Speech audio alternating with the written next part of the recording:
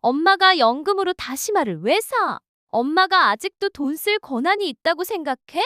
나는 부엌 한가운데에서 멈춰섰다. 손에는 아직 물기가 남아있는 두부 봉지를 들고 있었다. 봉지 안에는 몇 줄기 다시마, 버섯 한 봉지, 작은 참기름 병이 들어 있었다. 모두 간단하고 저렴한 것들이었다. 하지만 내 딸이 그것들을 바라보는 눈빛은 마치 내가 사치라도 한 것처럼 느껴졌다. 나는 조용히 말했다. 얘가 며칠째 기침하잖니. 그냥 따뜻한 다시마고기 포장죽보다 나을 것 같아서. 딸은 아무 말 없이 내 지갑을 열고 반으로 접힌 영수증을 꺼냈다. 그리고는 빠르게 최근 인출 내역을 확인했다. 그녀는 한숨을 쉬었다. 이번 주에만 엄마가 3번이나 돈을 뺐어요. 알죠? 엄마가 나가서 돈을 쓸 때마다 내가 가계부 다시 써야 해요. 엄마, 연금은 마음대로 쓰라고 있는 게 아니에요. 이 집에서 살려면 지출은 함께 계획해야 해요. 그 순간 내 마음은 가라앉았다. 마치 누군가 내 가슴 위에 돌덩이를 올려놓은 것처럼. 나는 아무 대답도 하지 않았다. 뭐라고 말해야 할지도 몰랐다. 매달 나는 70만 원이 조금 넘는 연금을 받는다. 많지는 않지만 나 자신을 챙기기엔 충분하다. 약간의 약값, 버스비, 가끔 손주를 위해 뭐라도 사는 비용 정도. 서울로 이사와서 딸과 같이 살게 되었을 때 딸은 이렇게 말했다. 엄마가 연금이 있으니까 우리한테 큰 도움이 돼요. 나도 그렇게 생각했다. 짐이 되고 싶지 않았다. 그저 여생을 조용하고 조금은 자유롭게 살고 싶었을 뿐이다. 하지만 내가 틀렸다. 언제부터인가 사위는 내가 마트에서 돌아올 때마다 내 지갑을 힐끔거리기 시작했다. 시간이 지나 딸은 내게 은행카드를 맡기자고 했다. 늙어서 잃어버리면 귀찮다고 했다. 비밀번호도 바뀌었다. 내가 물어보자 딸은 말했다. 필요하면 말만 해요. 내가 뽑아줄게. 나는 조용히 있었다. 믿어야 한다고 생각했다. 그런데 오늘 내가 그저 조그만 국을 끓이고 싶었을 뿐인데 하나하나 돈 쓴 걸 따져 묻는 걸 보며 나는 이제 내 돈을 쓸 권리조차 없다는 걸 알았다. 사위가 거실에서 나왔다. 말투는 평온했지만 숨겨진 뜻이 느껴졌다. 또 돈 문제야? 내가 엄마한테 말했잖아. 그냥 쉬시라고. 돈은 우리한테 맡기고 이제 나이도 드셨잖아. 나는 그 말을 똑똑히 들었다. 한 글자, 한 글자 또렷이. 이제 나이도 드셨잖아. 돈은 만지지 마세요. 그들은 잊은 것이다. 그 돈이 내가 야간 근무하면서 한 푼, 두 푼 모은 거라는 걸. 새벽 3시에 일어나 보건소 순회 진료하러 걸어가던 날들, 겨울엔 눈 때문에 발이 얼어붙기도 했다. 주사실에서 혈압이 떨어져 쓰러졌던 적도 있다. 그럼에도 은퇴를 늦추기 위해 버텼다. 명절에도 어린 자녀 둔 동료들을 위해 내가 근무를 대신했다. 그저 5년 근속을 채워서 연금을 받을 자격을 얻기 위해서였다. 그런데 이제 나는 국 한 그릇 끓이는 데에도 돈을 쓸 수 없다. 내 삶에 대해 아무 결정도 할 수 없다. 나는 가스레인지를 껐다. 육수가 끓기도 전에 나는 뚜껑을 덮고 야채들을 냉장고에 정리해 넣었다. 천천히 방으로 돌아가 문을 닫았다. 거실에서 사위의 목소리가 들렸다. 엄마, 화내지 마세요. 나이 든 분들이 돈을 손대면 가끔 통제가 안 될 때가 있어요. 그냥 제가 관리해 드릴게요. 필요하신 건 말씀만 하세요. 그래, 필요하면 말만 하라지. 하지만 자존심은, 남은 삶의 주인이 되고 싶은 마음은. 나는 침대 가장자리에 앉아 수년간 시린 무릎을 조심스레 쓸어내렸다. 울지는 않았다. 다만 추웠다. 날씨 때문이 아니라 깨달음 때문이었다. 나는 이 집에서 더 이상 어른이 아니라는 사실을. 나는 단지 그림자일 뿐이다. 연금 계좌 하나를 달고 있는 그림자. 사람들이 도와드릴게요 라는 말로 포장한 통제 대상일 뿐이다. 그리고 오늘 아침 나는 권한을 넘어선 지출을 했다. 나는 예전에 믿었다. 착하게 살고 열심히 일하며 남에게 민폐 끼치지 않으면 노년은 평온할 거라고. 나는 21살의 간호사가 되었다. 그 시절 보건소는 산비탈 위에 함석지붕 단층집이었고 나무문은 항상 바람에 삐걱였다. 겨울이면 서리로 덮인 길을 걸어 출근했다. 한 걸음 한 걸음마다 외투 끝을 꼭 쥐고 추위를 견뎠다. 그럼에도 나는 한 번도 불평하지 않았다. 오히려 감사했다. 남을 치료할 수 있고 공동체의 보탬이 되는 일을 할 수 있다는 것에. 붕대를 감고 혈압을 재고 예방주사 덕분에 건강해진 아이들을 보며 나는 삶의 의미를 모아갔다. 어느 날 밤 산골짜기 마을의 산모가 진통 중이라는 연락을 받았다. 구급차는 없었다. 나는 약상자를 들고 3km 넘는 거리를 걸었다. 진흙탕을 지나고 개울을 건너고 넘어져도 멈추지 않았다. 나는 무사히 아이를 받았다. 산모와 아기 모두 건강했다. 지친 나는 문가에 주저앉아 숨을 몰아쉬며 눈물을 흘렸다. 행복해서 매달 월급을 받으면 나는 정성껏 나누었다. 일부는 은행에 저축하고 일부는 새아이의 학비로 쓰고 나머지는 연금에 넣었다. 언젠가 내 자유를 위한 열쇠라고 믿으며 나는 생각했다. 그 돈만 있으면 두려움 없이 살 수 있을 거라고. 약 사려고 자식 눈치 보지 않아도 되고 찬밥에 남은 반찬만 먹지 않아도 된다고 나는 속으로 다짐했다. 은퇴하면 내 손으로 나를 돌보고 아무도 힘들게 하지 않을 거야. 그래서 나는 아꼈다. 해진 옷을 꿰매 입고 찬밥을 먹고 연한 차를 마셨다. 명절 선물도 안 사고 놀러도 안 가고 생일도 챙기지 않았다. 나는 모았다. 참고 또 참았다. 그리고 믿었다. 이 모든 것이 고요한 노후로 보상받을 거라고. 그러던 어느 날, 첫 연금을 받은 날 나는 울었다. 기뻐서가 아니라 안도해서. 나는 새 스카프를 하나 샀다. 재색, 두툼하고 소박한 내 삶처럼. 그것은 거의 10년 만에 처음으로 나 자신에게 산 선물이었다. 조금 남은 돈은 자식들에게 보냈다. 손주 학비에 엄마도 조금 보탤게. 딸은 전화를 걸어와 감격한 목소리로 말했다. 엄마, 정말 연금 받으셨어요. 그럼 이제 더 이상 고생 안 하셔도 되겠네요. 나는 웃으며 단 한마디만 말했다. 그래, 이제부터 엄마는 누구한테도 손 벌릴 필요 없겠구나. 나는 정말 그렇게 믿었다. 그 아이가 나를 서울로 부르기 전까지는 엄마가 시골에 혼자 계시면 걱정돼요. 우리랑 같이 살면 외롭지도 않고 엄마도 연금 받으시니까 우리도 좀 숨통이 트이잖아요. 나는 고개를 끄덕였고 마음이 한결 가벼워졌다. 이제는 평안하게 살며 손주도 돌보고 내 일은 내가 하면서 누구에게도 부담 안 주는 삶을 살 수 있겠구나 라고 생각했다. 나는 짐을 꾸렸고 낡은 천 지갑과 가계부 그리고 작지만 소중한 자신감을 들고 올라왔다. 이제는 무시당하지 않을 거라는 믿음. 왜냐하면 나는 돈이 있고 자식에게 기대지 않고 살 수 있기 때문이다. 하지만 나는 몰랐다. 내가 틀렸다는 것을. 오랜 시간이 지나고 나서야 나는 알게 되었다. 누군가가 나를 존중하지 않으면 내가 아무리 돈이 있어도 그들은 그 돈을 자기 몫이라고 여긴다는 것을. 연금은 한때 나의 자부심이었다. 이제는 내가 쓴 돈 하나하나를 해명해야 하는 이유가 되었다. 내 방은 복도 끝, 화장실 옆에 있다. 겨울이면 닫히지 않는 창문 틈으로 찬바람이 스며들고 여름이면 옆 세탁실에서 나오는 습기로 벽에 곰팡이가 피어났다. 하지만 나는 그곳을 내 방이라 불렀다. 적어도 그곳에서는 문을 닫을 수 있었으니까. 딸과 함께 살기 시작했을 땐 아침마다 인사도 하고 손녀가 안기며 이야기해달라 등을 긁어달라며 웃곤 했다. 하지만 시간이 흐르자 할머니라는 부름은 점점 사라졌고 결국 들리지 않게 되었다.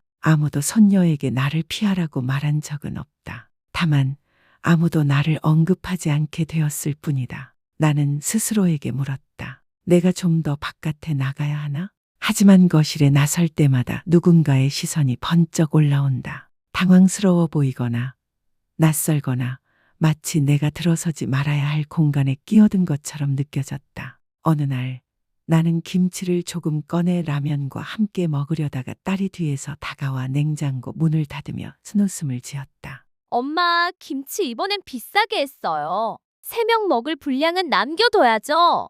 나는 멋쩍게 웃으며 손을 내렸다. 그날 이후로 라면은 아무것도 곁들이지 않고 먹었다. 가끔 마른 파를 얻는 정도였다. 거실의 TV 내가 매일 저녁 뉴스 보던 TV도 이제 내 것이 아니었다. 어느 날 오후 6시 익숙한 뉴스 시간을 맞아 TV를 켜자 손녀가 얼굴을 찡그리며 말했다. 할머니, 지금은 제가 영어 공부하는 시간이잖아요. 시끄러워서 집중이 안 돼요. 나는 바로 TV를 껐다. 그 순간 나는 화가 난 것이 아니었다. 다만 내가 정말로 자리를 차지하고 있는 존재구나 라는 생각이 들었다. 나는 조용히 살아가는 법을 배워갔다. 집안에서 그림자처럼 스치는 법, 늦게 식사하고 빨래는 따로 하고 식은 국은 스스로 데워 먹으며 부엌에 사람이 있을 땐 전자기기를 피했다. 식사 시간에는 식탁 끝에 앉거나 모두가 먹고 난 후에 들어갔다. 아무도 그렇게 하라고 시킨 적은 없다. 하지만 내가 말을 꺼낼 때마다 감도는 냉랭한 침묵이 나에게 알려주었다. 이게 가장 덜 불편하게 만드는 방법이라고.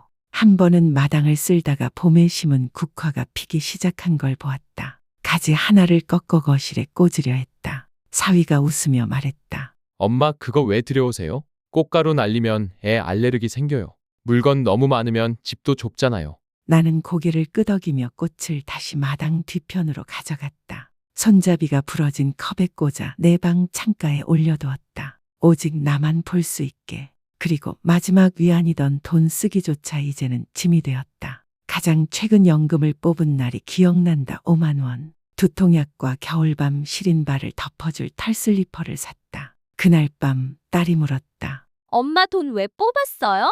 나는 말했다. 두통이 심해서, 그리고 요즘 발이 너무 시려워서.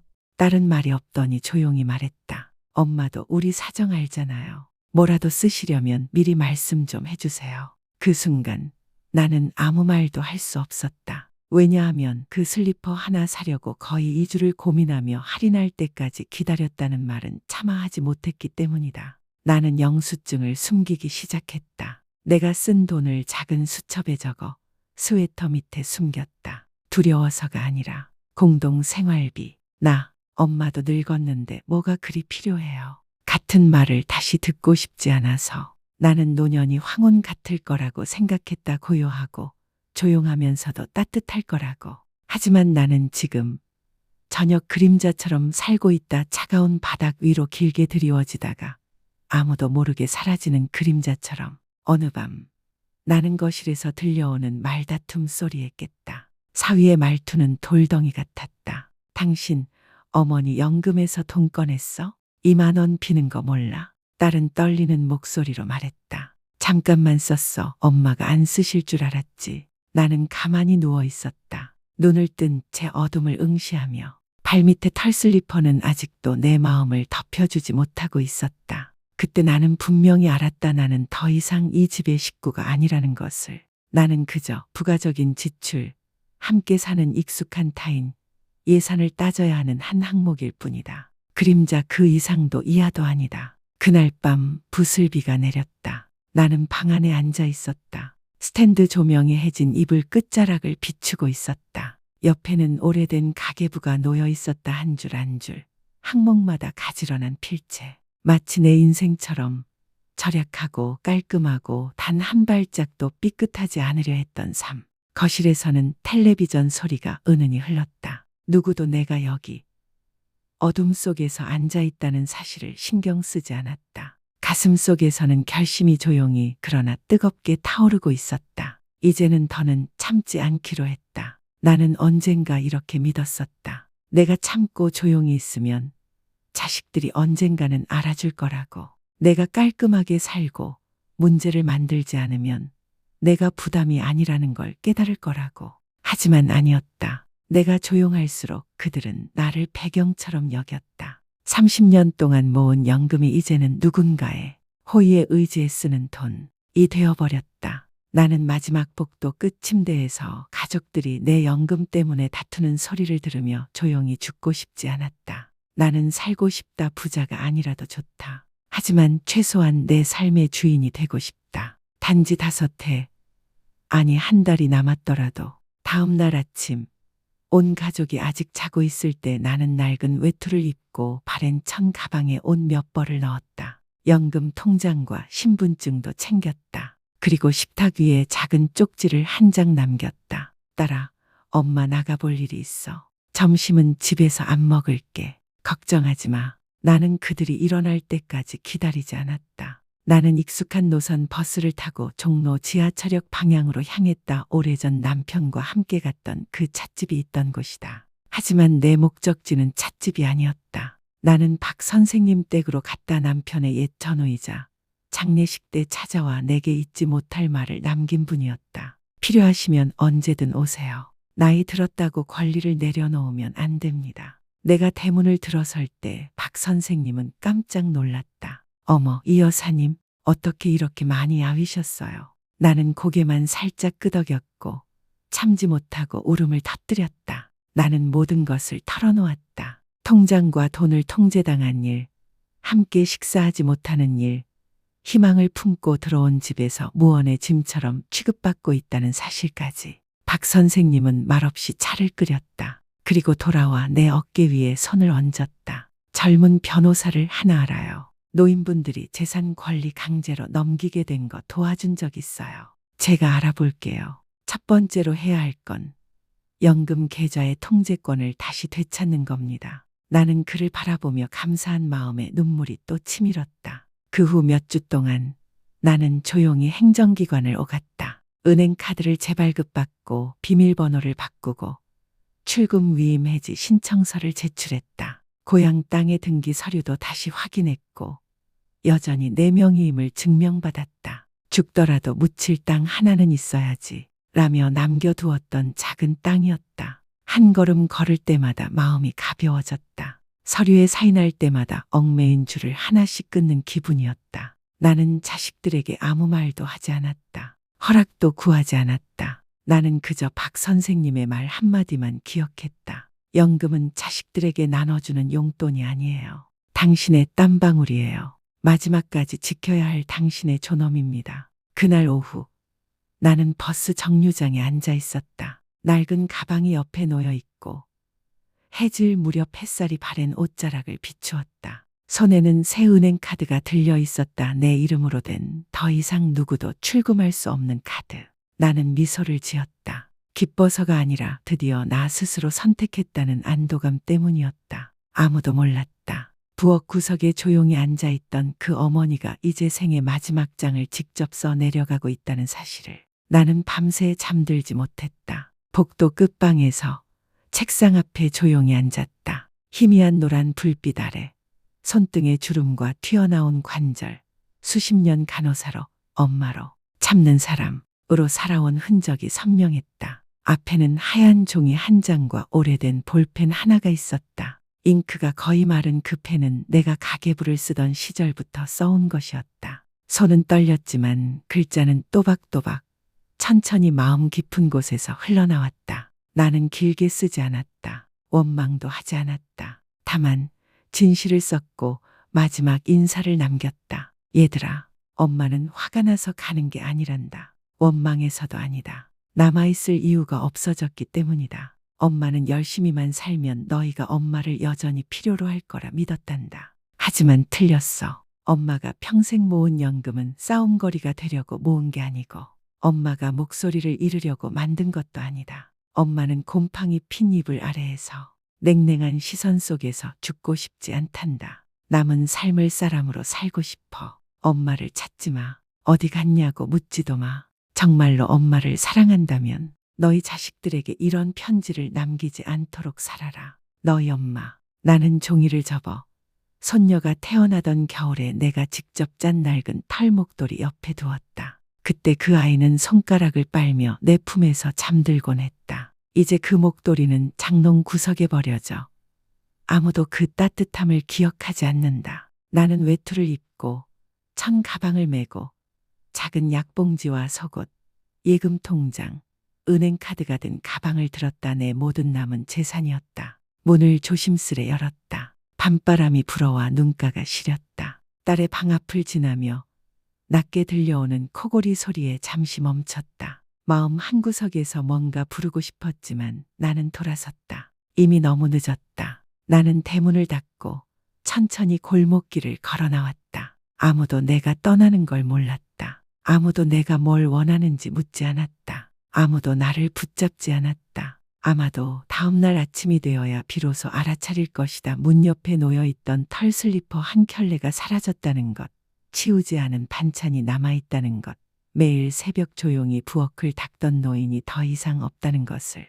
그제야 알게 되겠지 그 집안의 그림자가 사실은 온기를 품고 있었다는 것을. 나는 첫 차를 타고 맨 뒷좌석에 앉았다. 새벽 햇살이 흐릿하게 김긴 창문에 비쳤다. 나는 주머니 속 새 은행 카드를 꼭 쥐었다. 새 카드, 새 비밀번호. 아무도 모른다. 아무도 손 뗄 수 없다. 나는 앞으로를 바라보았다. 기적을 바라는 건 아니다. 그저 나아가기 위해서였다. 자유롭게, 자유란 내가 번 돈을 쓰는데도 왜 썼냐? 고 묻지 않는 것이다. 자유란 저녁 6시에 TV를 켜 뉴스 하나 보는데도 누구에게도 방해가 되지 않는 것이다. 자유란 더 이상 집이라 부를 수 없는 곳을 떠나는 것이다. 앞으로 어떻게 될지는 나도 모른다. 하지만 최소한 나는 지금 내 발로 내 길을 걷고 있다. 다음 날 아침 그 집은 평소처럼 조용했다. 하지만 이상할 만큼 쓸쓸했다. 내 딸 지원은 헝클어진 머리와 채 잠기지 않은 잠옷 단추로 방에서 나왔다.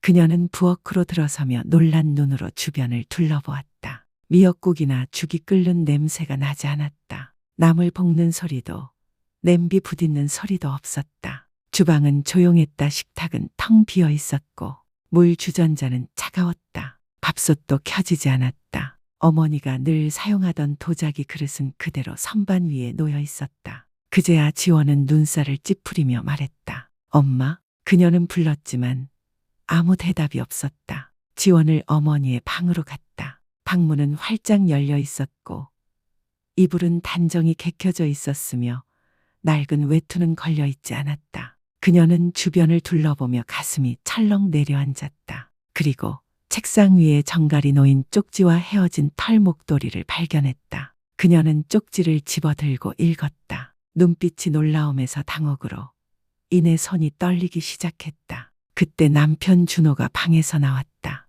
아내가 멍하니 서 있는 모습을 보고 물었다. 무슨 일이야? 말없이 지원은 쪽지를 그에게 내밀었다. 몇 초 만에 준호의 얼굴이 굳어졌다. 어머니 가신 거야? 그는 맨발로 문을 박차고 나가 대문을 열어 주위를 살폈다. 거리는 평온했다. 이웃들은 장을 보러 가고 아이들의 자전거는 삐걱거리며 지나갔다. 하지만 아무 흔적도 없었다. 허리 굽은 노인이 낡은 청 가방을 들고 이곳을 떠났다는 흔적은. 지원은 편지를 손에 쥔 채 문 밖으로 나왔다. 눈은 벌겋게 충혈돼 있었다. 그녀는 떨리는 목소리로 말했다. 이게 어떻게 된 거야? 엄마가 정말 가신 거야? 준호는 당황한 눈빛으로 아내를 바라보며 말했다. 어제 전화요금 문제로 내가 엄마한테 뭐라고 한 거 기억나지? 근데 아무 말도 안 하고.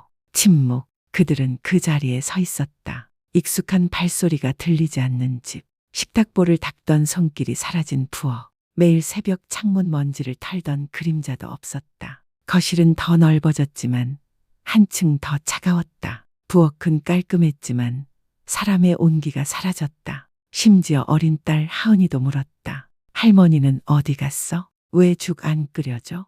하은은 식탁 주변을 뒤지다가 갑자기 소리쳤다. 여기 있어. 할머니 목도리. 할머니 어딨어? 그녀는 털 목도리를 품에 안고 얼굴을 묻으며 말했다. 할머니, 나 착하게 굴게요. 다시 오면 안 돼요? 아이의 흐느끼는 소리가 차가운 흰 벽에 메아리 쳤다. 준호는 소파에 앉아 머리를 감싸 쥐었다. 텅 빈 눈빛으로 말했다. 우리가 뭘 잘못한 걸까? 어머니는 아무 말씀도 안 하셨어. 편지만 남기고. 지원은 말없이 어머니의 방으로 들어갔다. 모든 것이 정리되어 있었다. 마치 오래전부터 떠날 준비를 했던 것처럼. 책상 위에는 가계부 한 권만 남아 있었고 그 안은 텅 비어 있었다. 더 이상 적을 필요도 보고할 대상도 따져 물을 사람도 없었다. 그녀는 옷장을 뒤졌다. 감기약도 바르던 약도 겨울 슬리퍼도 모두 사라져 있었다. 그 순간 그녀는 알았다. 엄마는 다시 돌아오지 않을 거라는 것을. 그날 아침 내내 집안은 이상할 만큼 고요했다. 아무도 밥을 짓지 않았고 TV도 켜지지 않았다. 숟가락 부딪는 소리조차 낯설 만큼 울렸다. 그리고 몇 년 만에 처음으로 그들은 깨달았다. 그 부재가 모든 가재도구보다 더 중요한 무언가를 빼앗아 갔다는 것을. 한숨이 흘렀다. 그 누구도 채울 수 없는 빈자리. 가볍게 떠난 줄 알았던 사람. 하지만 그 사람은 집의 영혼을 데리고 떠났다. 나는 인천 외곽 바닷가 근처의 작은 방을 얻었다. 2층 방에는 동양 창문이 있어 아침마다 햇살이 들어왔다. 아래층은 집주인 아주머니가 운영하는 작은 구멍가게였다. 그녀는 나와 비슷한 나이의 과부로 오랜 세월 혼자 살아왔다. 그녀는 말했다. 여기 부자는 아니지만 조용해요. 아무도 남의 일에 간섭 안 해요. 혼자 살아도 괜찮고 필요하면 말만 해요. 나는 고개를 끄덕였다. 나는 많은 걸 바라지 않았다. 깨끗한 침대 하나, 죽 끓일 작은 부엌, 그리고 매일 아침 하늘이 밝아오는 걸 볼 수 있는 창문 하나면 충분했다. 연금은 매달 10일에 정확히 입금된다. 나는 스스로 돈을 인출하고 수첩에 적었다. 아무도 묻지 않았다. 아무도 요구하지 않았다. 아무도 나무라지 않았다. 은행 카드를 손에 쥐는 그 평범한 행위가 내가 사람으로 다시 태어났다는 기분을 안겨주었다. 이곳에서의 첫 아침. 나는 일찍 일어나 시장에서 산보이차 잎을 우려냈다. 바닷바람이 창문을 통해 불어왔다. 짭조름하지만 상쾌한 바람이었다. 나는 한 모금 마시며 맞은편 지붕 위 햇살을 바라보았다. 마음은 한없이 가벼웠다. 나는 다시 털실을 집어들었다. 손녀를 위한 것도 아니고 선물하기 위한 것도 아니다. 이번엔 나 자신을 위해 짜는 것이었다. 나는 아직도 일기를 쓴다. 더 이상 지출 내역을 적는 것이 아니라 감정을 적는다. 오늘은 바람이 부엌으로 다시마 냄새를 실어왔다. 어제는 녹두죽을 끓였다. 조금 질었지만 여전히 달콤했다. 나는 매일 한 줄씩 쓴다. 나는 아직 살아있다. 나는 살아갈 수 있다. 주말이 되면 근처 작은 성당에 들른다. 신부님이 연세 많은 여성 모임에 참여해보겠냐고 물으셨다. 나는 말했다. 아직 아는 사람이 없지만 가볼게요. 저녁에는 라디오를 듣는다. 낮고 따뜻한 목소리가 오래된 시를 낭독해준다. 100년이 유한하다는 걸 안다면 나는 조용히 눈물을 흘렸다. 슬퍼서가 아니다. 그저 오랜만에 시 한 편이 진심으로 가슴에 와닿았기 때문이다. 햇살이 은은한 어느 아침, 나는 한 장의 엽서를 받았다. 재산 권리를 되찾을 수 있도록 도와준 그 변호사로부터였다. 엽서에는 단 몇 줄이 적혀 있었다. 이 여사님, 옳은 선택을 하셔서 정말 기쁩니다. 건강하게, 행복하게 사세요. 여사님은 혼자가 아니에요. 나는 미소 지으며 엽서를 침대 머리맡에 작은 나무 상자에 넣었다. 그 안에는 오래된 가계부, 내가 뜨다 맘목도리의 실조각, 그리고 남편의 젊은 시절 사진이 함께 있었다. 내가 30년 넘게 한 번도 놓지 않고 간직해온 사진이었다. 나는 매일 이 동네를 천천히 산책한다. 여기 사람들은 내가 짐이라고 불렸던 과거를 모른다. 그들은 그저 나를 토요일 오후에 자주 붕어빵을 사며 스카프를 뜨는 이 여사님이라 부른다. 그리고 어쩌면 그것이면 충분하다. 새로운 삶, 늦은 시작. 하지만 내 스스로 선택한 삶이다.